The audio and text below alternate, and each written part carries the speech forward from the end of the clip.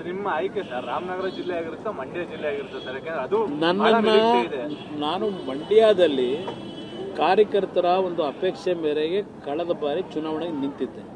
ನಿಲ್ಲೇಬೇಕು ಅಂತ ಆಟ ಆಡಿದ್ರು, ನಾನು ನಿಲ್ಲಿಸಬೇಕು ಅಂತ ಇದ್ದಿದ್ದು ಪುಟ್ಟರಾಜುನ.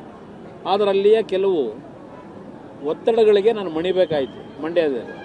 ಇದರಲ್ಲೇ ನೀವು ಅರ್ಥ ಮಾಡ್ಕೊಳ್ಳಿ, ಯಾವ ರಾಮನಗರ ತಾಲೂಕಿನ ಜನ ನನ್ನನ್ನು ಮನೆ ಮಗನಾಗಿ ಸ್ವೀಕಾರ ಮಾಡಿ ಬಹುಶಃ 4 ಚುನಾವಣೆ, 2 ಪಾರ್ಲಿಮೆಂಟ್ ಚುನಾವಣೆಯಲ್ಲಿ ನಾನು ನಾಮಪತ್ರ ಸಲ್ಲಿಸಿದ್ದಷ್ಟೇ, ಎಲ್ಲೂ ಚುನಾವಣೆಯಲ್ಲಿ ಮತ ಕೇಳಕ್ಕೆ ಹೋಗಲಿಲ್ಲ.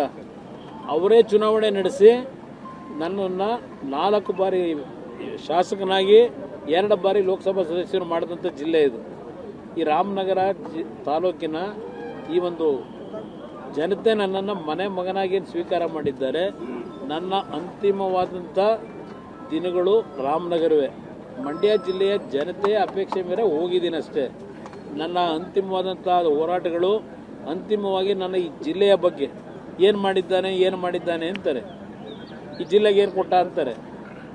ನಾನು ಅವರಿಂದ ಸರ್ಟಿಫಿಕೇಟ್ ಬೇಕಿಲ್ಲ. ಈ ಮಣ್ಣಿಗೆ ಹೋಗಬೇಕಾದ್ರೆ ಇಲ್ಲಿ ನಾನು ಬೆಳೆಸಿದ್ದಾರಲ್ಲ, ಈ ನನ್ನ ತಂದೆ ತಾಯಿದ್ದು ನನಗೆ ಸರ್ಟಿಫಿಕೇಟ್ ಕೊಡ್ತಾರೆ. Thank you brother. ಏನಣ್ಣ, 1 ಲಕ್ಷ ಮನ್ನಾ ಮಾಡಿದ್ದೀರಿ, ಯಾವ್ದು ಹೇಳ್ಕೊಂಡಿದ್ದೀರಾ?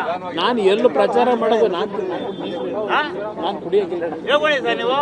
ನಾನು ಪ್ರಚಾರ ಮಾಡೋಕೆ ಹೋಗಿ ನಾನು ಕೆಲಸ ಮಾಡಿ ಯಾರ್ರಿ ಗೊತ್ತಿಲ್ಲ ನಿಮ್ಗೆಲ್ಲ.